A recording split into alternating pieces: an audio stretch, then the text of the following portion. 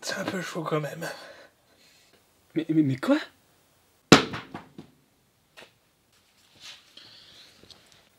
Lovecraft. Mec, il y a plus important.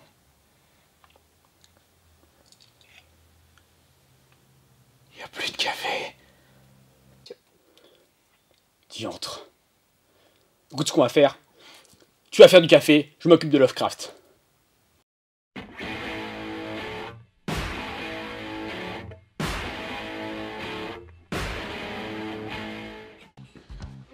Hey, salut tout le monde et bienvenue dans cette nouvelle émission consacrée à la littérature sur YouTube. Vous aimez la culture, vous aimez la littérature, et ben c'est parfait, vous êtes dans la bonne émission. Si vous voulez faire autre chose et que vous aimez pas vous cultiver, écoutez, c'est votre problème, hein, libre à vous d'être idiot toute votre vie, hein. Il y a pas mal de chroniques de toutes sortes sur le net, mais on a pensé que ça pourrait être sympa de faire partager des auteurs un peu stylés et souvent trop méconnus, qui pourraient peut-être vous donner envie de lire. Puis de toute façon, tout le monde aime lire, n'est-ce pas? Hein? Tu aimes lire? Tu aimes lire? Vous êtes qui? Vous êtes qui? C'est pas grave, ça n'a aucune importance, dégage! Il aime lire. Et pour bien introduire le sujet, je vous demande d'accueillir notre expert, et moi je m'en vais. Aujourd'hui, on va parler d'un auteur qui déchire tout à la truelle, Howard Philip Motherfucking Lovecraft. Comme Minecraft? H.P. Lovecraft est un auteur américain du début du XXe siècle qui, bien que venant d'une famille plutôt aisée, n'a pas mené une vie de plus enviable. Lorsqu'il avait 3 ans, son père était enfermé dans un hôpital psychiatrique et sa mère était, disons, très protectrice. Un peu à cause d'elle et de sa propre nature fragile, il reste donc la majeure partie de son enfance enfermé chez lui, à dormir, lire et se balader en robe de chambre. Ah bah comme moi en fait. Non mais là, va t'acheter une vie quoi. Ouais, mais non, sa vie sociale était médiocre, voire quasi inexistante, et il est mort assez jeune. Genre à 47 ans. Ouais, c'est pas top. Quoi qu'il en soit, il passe sa vie isolé dans une grande vieille maison à lire des bouquins divers et variés, les plus notables étant ceux de London Sani, d'Edgar Allan Poe, mais également les contes des Mille et une nuits, qui lui ont inspiré le nom d'Abdul Al-Azred, l'auteur du Necronomicon. Un bouquin pas super qui a tendance à rendre fou les gens qui le lisent. C'est donc dans cette atmosphère particulièrement austère que va naître le mythe de Cthulhu. Il faut savoir que l'œuvre de Lovecraft se divise en 3 grands cycles. Le premier de ces cycles se compose de nouvelles macabres, qui sont comme leur nom l'indique, caractérisées par leur côté sombre à la limite du surnaturel. Elles sont très proches des nouvelles d'Edgar Allan Poe. Puis il y a le cycle du rêve, qui comprend les histoires plus ou moins mythologiques dans une contrée imaginaire, la contrée des rêves. Ces histoires sont souvent assez perchées et manquent parfois un peu de cohérence. Un peu comme dans un rêve quoi. Enfin, le dernier cycle est le cycle de Cthulhu. Il met généralement en place des humains qui rentrent en contact avec des créatures, dieux cosmiques, pas très sympatoches. Bien entendu, tout ça est très résumé. Il faut surtout retenir que l'œuvre de Lovecraft est réputée pour son côté sombre et pessimiste. Alors oui, en effet, le monde est plus ou moins condamné. Les décors sont au centre de ces nouvelles, et on suit souvent un personnage évoluant seul dans un univers hostile et étrange. Alors je pourrais assez difficilement expliquer ça, puisque c'est plus du ressenti, mais quand on lit du Lovecraft, on a l'impression de suivre un personnage chevalet dans un cauchemar. Ce qui peut paraître un peu déstabilisant, mais c'est aussi ça qui fait tout son charme. En plus de son ambiance cauchemardesque, l'œuvre de Lovecraft est surtout réputée pour son mythe. Le mythe de Cthulhu. Ça va, c'est pas trop chiant le running gag là? Non, c'est bon. Il a inventé au fur et à mesure toute une ribambelle de créatures et de dieux cosmiques, dont les plus connus sont Azathoth, qui est un peu le chef des dieux et qui vit au fond de l'univers, et bien entendu, le grand Cthulhu.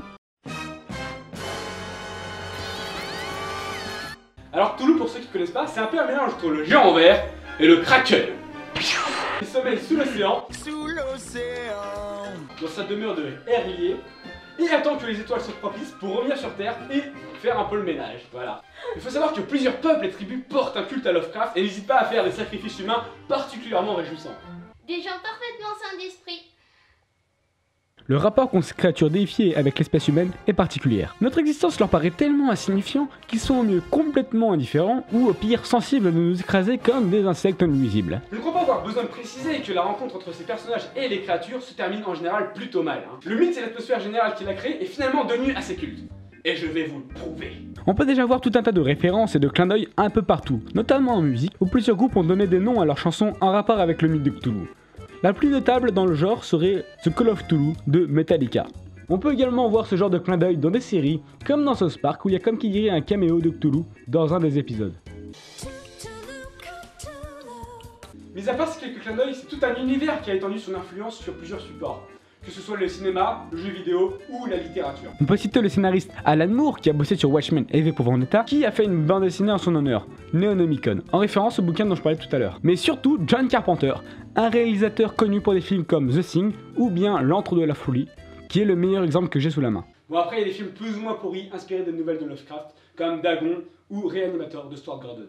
Mais je vais pas trop m'attarder là-dessus parce que c'est vraiment mauvais. Et sinon, au niveau des adaptations, il y a Guillermo del Toro qui aimerait adapter une nouvelle au cinéma. Mais dans une interview, il explique que c'est pas facile d'adapter du Lovecraft, parce que les producteurs sont moyennement chauds.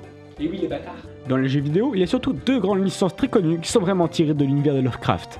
Alone in the Dark et Amnesia The Dark Descent. Enfin, il est important de souligner que Stephen King lui-même le considère comme son idole. C'est assez classe. Voilà. Bon, je vais peut-être me tirer une balle dans le pied en disant ça, mais lire du Lovecraft peut paraître au premier abord déstabilisant. Et comme je suis gentil... C'est pas vrai, ma bonne invention, c'est pas ta gueule. Et comme je suis gentil, pour celles et ceux qui ne savent pas vraiment par où commencer, j'ai fait une petite liste de nouvelles de Lovecraft qui sont assez faciles à lire.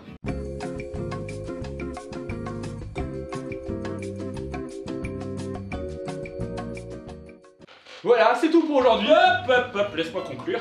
Donc, oui, ça devient très proche entre nous. N'hésitez pas à vous abonner, hein, c'est pas très difficile, en plus c'est gratuit, hein, dit le radin que vous êtes. Et ensuite, n'hésitez pas à mettre un com et nous proposer des auteurs, comme ça on pourra les mettre en chronique la prochaine fois. Allez, ciao!